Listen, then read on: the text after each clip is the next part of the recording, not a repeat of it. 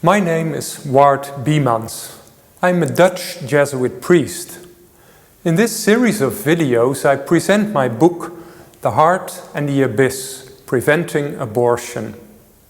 This book is written out of concern with the current abortion legislation and practice in the United Kingdom and the Netherlands, where I live myself.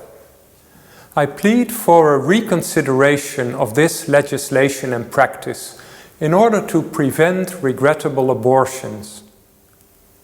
I have made use of a moral philosophical framework elaborated by Paul Ricoeur. This approach makes it possible to integrate empirical data, ethical and theological presuppositions, and to make more concrete recommendations for the current abortion praxis and for future research. At first, the juridical framework for the legalization of abortion in the UK and the Netherlands is discussed. Both in the UK and in the Netherlands, abortion has been legalized under certain conditions until the 24th week of pregnancy. Since the legalization, the number of abortions in both countries has steadily increased. Only in the last few years, a stabilization has occurred.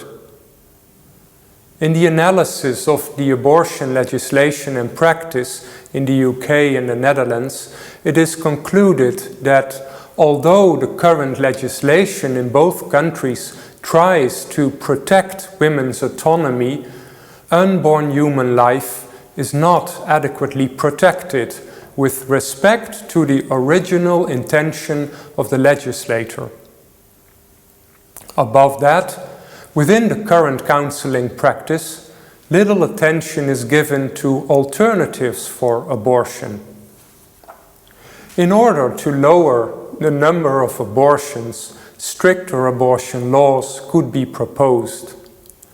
A Dutch social scientific study by Mark Levels shows a link between restrictive abortion laws in several European countries and a reduction in the number of abortions. Similar research from the US also shows that stricter abortion laws or a higher price of abortion could lower the number of teenage pregnancies and of procured abortions.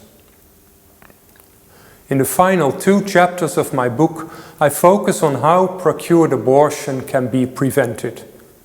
The main available alternatives for abortion are dealt with, such as professional, voluntary or financial assistance to young parents bringing up a child after an unintended pregnancy, as well as adoption and foster care.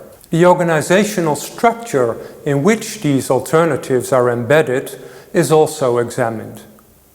It is concluded that the existing organizational structure in the UK and the Netherlands to provide alternatives to abortion is insufficient for stimulating greater prevention of abortion.